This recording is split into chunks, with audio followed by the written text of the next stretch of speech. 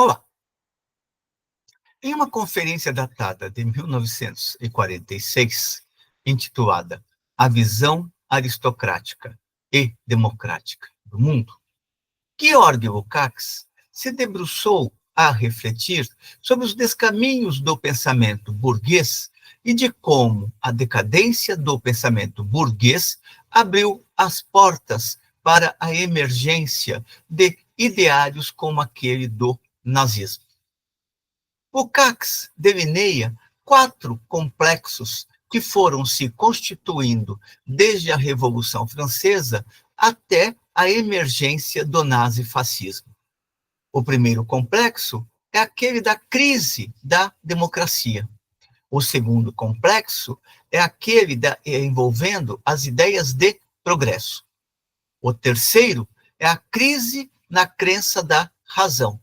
E, por fim, o quarto é a crise do humanismo. Expusemos em vídeo anterior o primeiro desses complexos, ou seja, aquele referente à crise da democracia.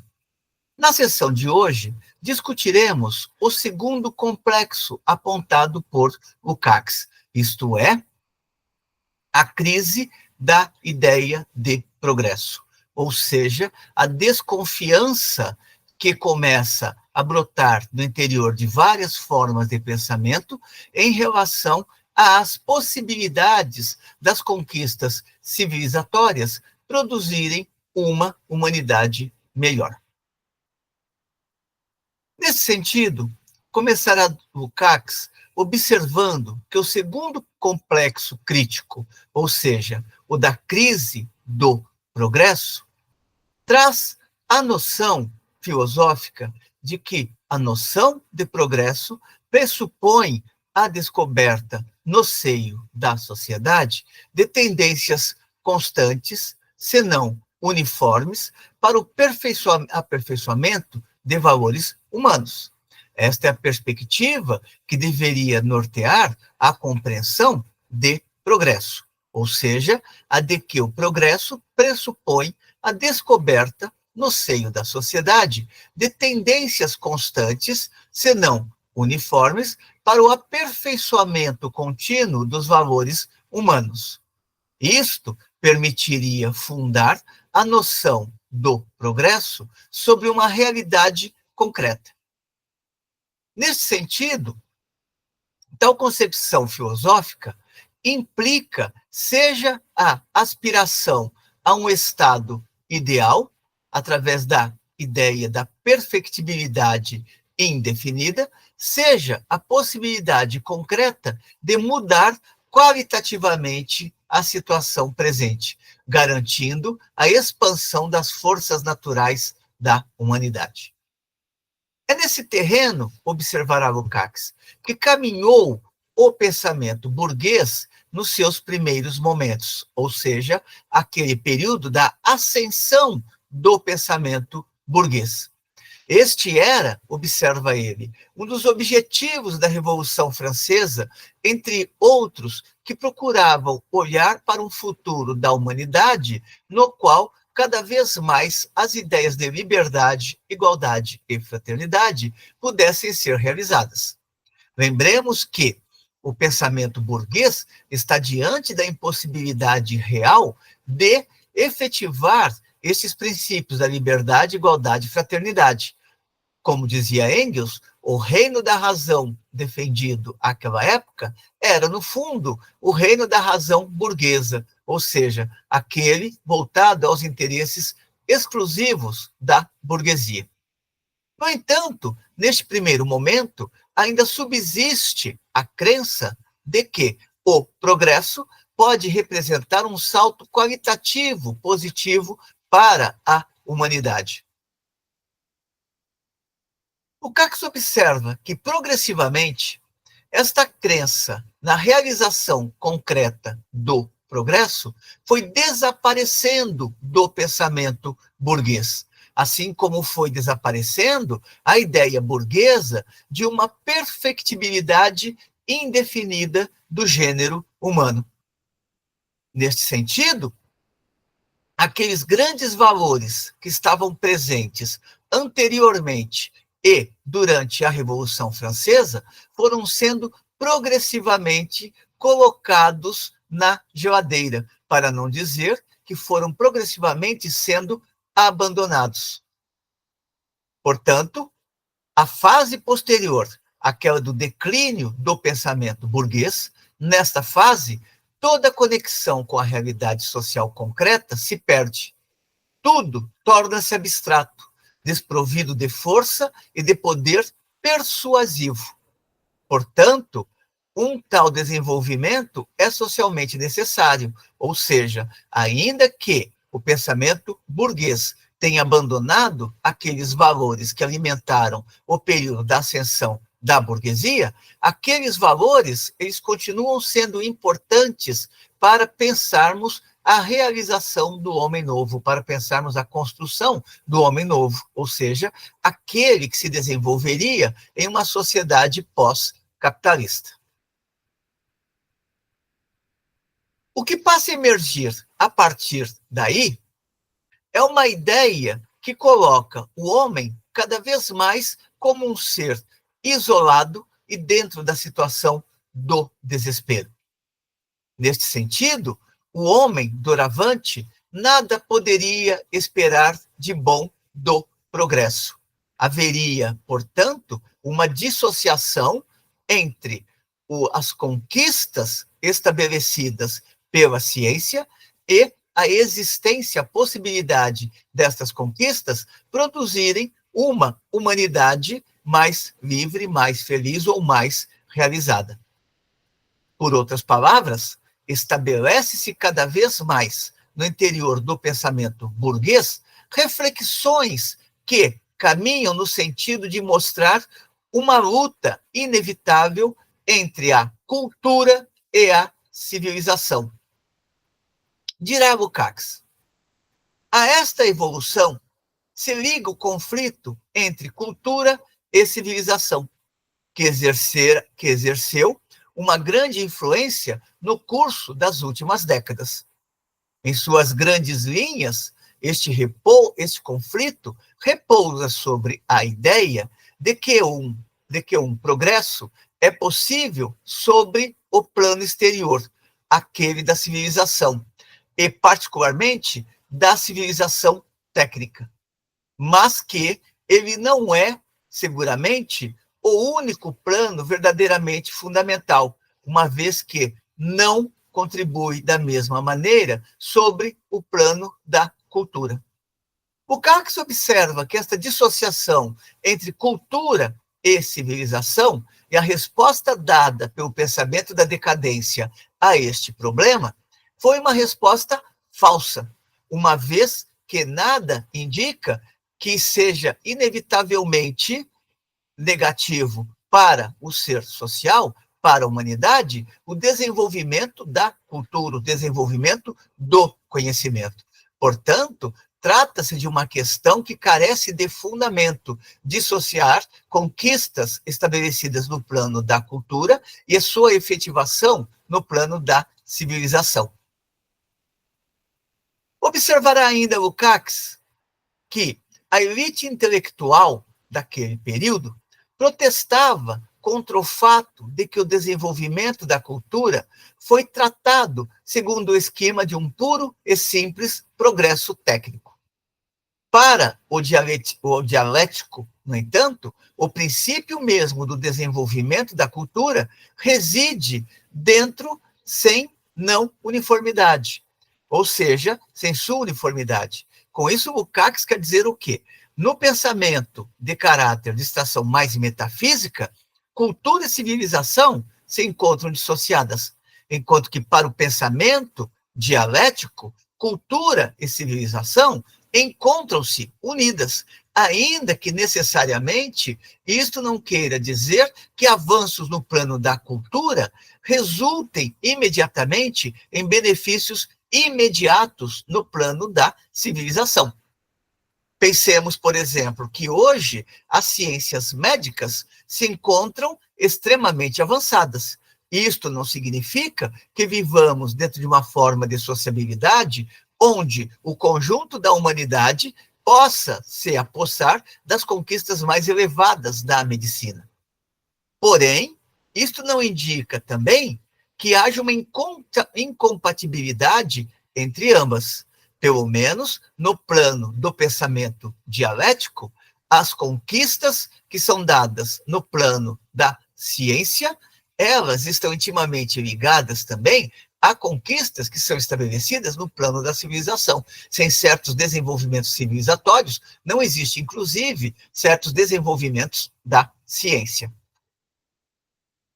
No entanto, esta não era a leitura que era feita por aquilo que Lukács chama de elite intelectual do período. A elite intelectual daquele período se encontrou perdida no seio da sociedade moderna, porque ela era incapaz, ou ela se mostrava totalmente incapaz de descobrir as vias e os meios de um progresso verdadeiro, que o conflito entre a cultura e a civilização é somente dentro desta limitação em encontrar, descobrir vias e meios de um progresso verdadeiro que pôde ser estabelecido no interior daquele pensamento da decadência ou no interior daquela elite intelectual, a ideia de um conflito existente entre a cultura e civilização. Para Lukács, seria necessário examinar a fundo as relações destes dois fenômenos, na origem das quais figura também aquelas ideias liberais que cada vez mais estacionaram e foram entrando em declínio. Lembrando sempre que, para os primeiros liberais, esta separação radical entre cultura e civilização não estava colocada como sendo algo existente, pelo contrário, se procurava buscar nas conquistas técnicas, nas conquistas científicas, por exemplo, elementos que contribuíssem diretamente para o avanço da sociedade. Lukács observa que este pessimismo ele é possível de ser encontrado em diversos autores do período da decadência e, em particular, aquele do período imperialista do capitalismo. Aparece, neste sentido, nestes autores, sempre uma relativa negação do progresso histórico. Isto é possível de se verificar, observa Lukács, em Schopenhauer, em Kierkegaard, na escola histórica romântica alemã, em Ranke e seus sucessores, mas também em Nietzsche. Cita aqui Lukács o exemplo de Schopenhauer. Para ele, Schopenhauer, a história nos oferece o espetáculo de uma corrupção constante, de um declínio inevitável, e suas raras reviravoltas favoráveis são milagres sem causa, sem objetivo. Por outro lado, sua doutrina do eterno retorno do caos é uma nova negação de todo desenvolvimento histórico, de todo progresso. Nada de espantar que ali onde um progresso, no sentido que se dá a ele, se registra, necessariamente ele é convertido para o terreno do mito puro. Lembremos que Lukács está observando uma tendência muito forte do pensamento deste período em caminhar para a subjetividade, para a intuição, para a mistificação. Prossegue Lukács observando que o pessimismo social se extrai de uma concepção estática da história. À medida em que esses autores perderam a compreensão da dinâmica da história, acabaram olhando para a realidade e trazendo para a realidade, ou sobre a realidade, uma leitura cada vez mais pessimista sobre o seu desenvolvimento, sobre o seu desdobramento. O pessimismo social se extrai de uma concepção estática da história. A doutrina antidemocrática é ou está estreitamente ligada à negação do progresso. tudo o que a história pode eventualmente resgatar, ter de bom, pertence ao passado. O processo histórico, ele mesmo, não pode consistir senão de uma desilusão, de uma decadência. O melhor que se pode fazer é de retornar a um estado anterior, uma vez que quanto mais a civilização caminhasse para frente, mais ela regrediria em vários planos no interior da sua estrutura. Mas este resultado não pode ser obtido organicamente, senão a favor de um desenvolvimento histórico. Ou seja, Lukács está colocando aqui que nestes autores o progresso levaria a humanidade à ruína. Ele está dizendo, o progresso necessariamente não leva a humanidade à ruína. É possível fazer um outro encaminhamento no interior da história, ter um outro desenvolvimento sócio-histórico, desde que aquelas condições que tornaram presentes o desenvolvimento do capitalismo sejam apossados pelas forças progressistas da história. Leia-se aqui o proletariado moderno. Um dos grandes desdobramentos desta desilusão ou dessa anti-cientificidade diante do mundo que estava se desenvolvendo é, para Lukács, a teoria racista. Aqui ele apenas faz algumas indicações bastante rápidas a respeito da teoria racista, tal como ela se colocava no interior do pensamento de Gobineau. Sobre esta discussão, sobre essa questão, Lukács tratará de uma maneira mais detalhada nos primeiros capítulos do livro A Destruição da Razão. Fica aqui a indicação para a leitura deste livro, onde Lukács fará uma investigação de como a teoria racista se desenvolve e quais são os matizes que ela foi assumindo à medida em que se caminhou cada vez mais em direção da instauração dos regimes nazistas. Para Lukács, a evolução histórica não se manifesta para os racistas, a evolução histórica manifesta-se apenas através da mistura das raças. E quanto mais as raças foram se misturando, de acordo com a teoria racista, mais a humanidade foi se corrompendo. Portanto, mais a pureza do homem foi sendo degradada. De onde surge o pessimismo de um teórico como Gobineau. Para Lukács, esta forma de pensamento alimentou a ideologia fascista. Dirá ele, a ideologia fascista se edifica sobre essas bases, a de que a mistura das raças conduz a uma podridão do próprio gênero humano, a uma degradação do gênero humano. Ou seja, o gênero humano perderia a sua pureza, portanto, seria cada vez mais degradado. As teorias raciais, portanto, alimentaram as ideias de extrema-direita, tais como se manifestaram no ideário fascista. A ideologia fascista se edifica sobre estas bases, nega radicalmente toda ideia de progresso e faz repousar o progresso em um milagre. Daí que vamos encontrar sempre nas teorias fascistas o ideal do passado para responder aos problemas do presente. À medida em que este ideário não compreende o desenvolvimento sócio-histórico, só pode buscar em um passado imaginário saídas para o presente, de tal modo dentro do ideário fascista, de tal modo a resgatar a humanidade e trazê-la a um patamar elevado. De uma parte, prossegue Lukács, de uma parte, a noção de elite, a concepção aristocrática, torna-se acessível igualmente às grandes massas. Lukács quer indicar com isso que estas ideias não ficaram restritas a círculos reduzidos de filósofos. Elas acabaram tendo um efeito de massa no interior da realidade concreta, de tal modo a atingir povos inteiros. De outra parte, esta concepção recebeu uma base rígida e arbitrária.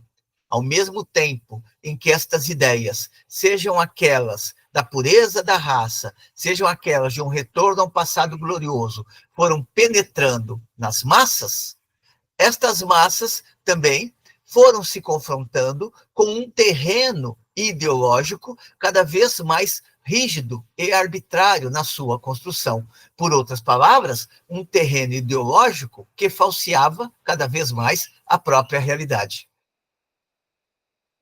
A ligação entre progresso e democracia, de uma parte, negação do progresso e concepção aristocrática, de outra, é, então, um fato da vida concreta. Por outras palavras, tanto aquele momento no qual se colocava a ideia do progresso e democracia como caminhando juntas, quanto aquele momento no qual se separa a ideia de progresso e democracia, ambos estes momentos fazem parte da realidade concreta e da dinâmica percorrida pela própria realidade social à medida em que se desenvolveu a sociedade burguesa e também à medida em que este pensamento burguês foi entrando em declínio, ou seja, foi conduzido a mistificar cada vez mais a realidade, seja uma mistificação realizada de modo consciente ou inconsciente. Esta mistificação, ela ocorreu.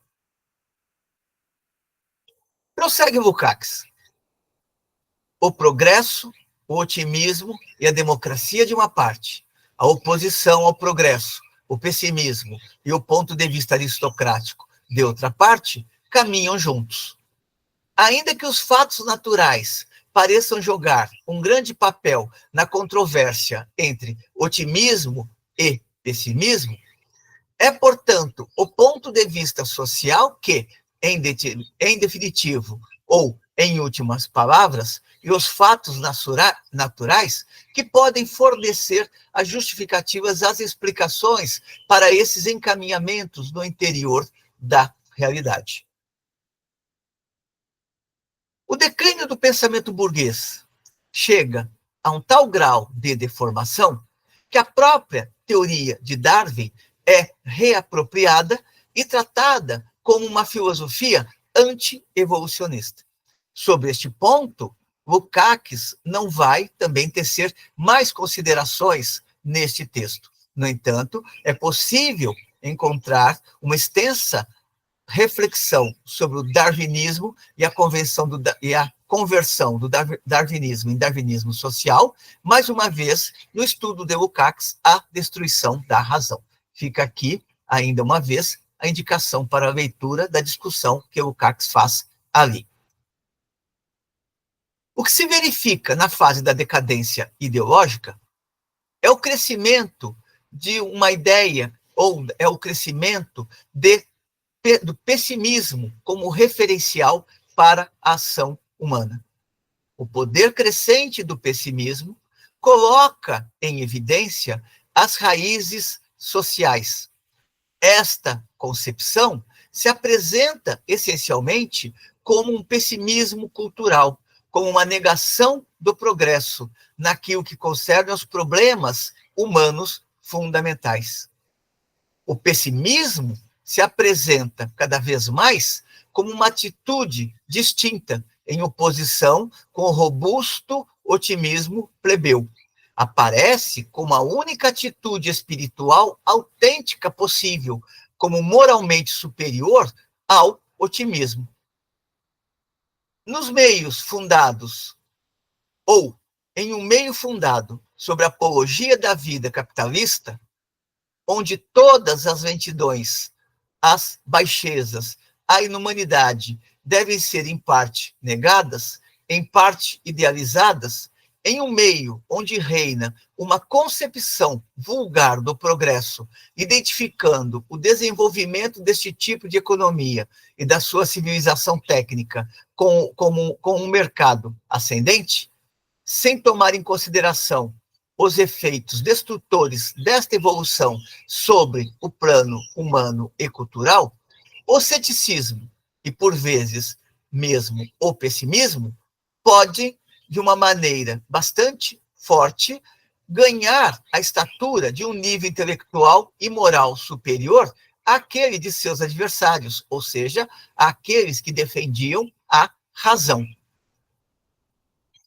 Fato é que as teorias pessimistas terminaram por alimentar, consciente ou inconscientemente, por parte de quem as elaborou, uma aliança da filosofia com as forças da reação. Estas tendências se encontraram impulsionadas ao extremo no seio do fascismo. O próprio destas teorias racistas, observa Lukács, é um pessimismo e um aristocratismo absolutos, à medida em que, para a teoria racista, só existiria uma raça com direito a existir no mundo, a raça pura. O pessimismo heróico do fascismo, pessimismo heróico entre aspas, o pessimismo heróico do fascismo é uma filosofia fundada sobre o mais extremo desprezo do homem, sobre a exploração sem escrúpulos do desespero profundo de amplas massas e de uma elite intelectual totalmente desgarrada da realidade. Esse sistema político e suas manifestações jamais teriam chegado a se desenvolver sem este aristocratismo do qual se apossou a filosofia.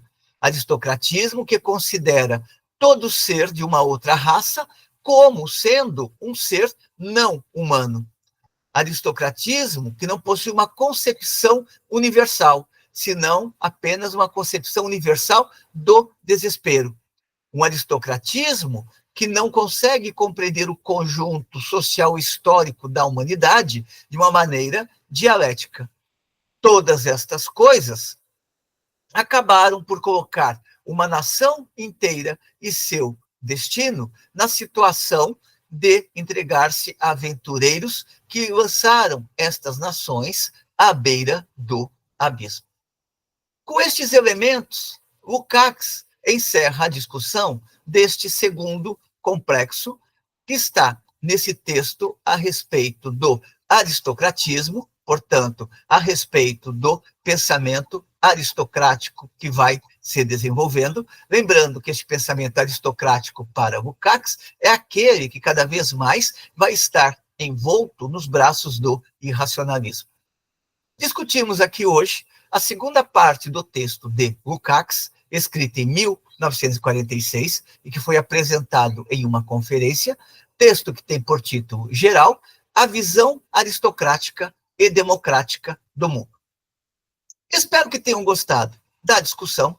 Como sempre, encaminhem suas considerações positivas ou negativas, a fim de que possamos cada vez mais melhorar o nosso trabalho e continuar contribuindo com os nossos vídeos com as jovens gerações de estudantes e, por que não dizer também, com as jovens gerações de pesquisadores, que por vezes podem ter dificuldades na compreensão ou na aproximação a estes textos.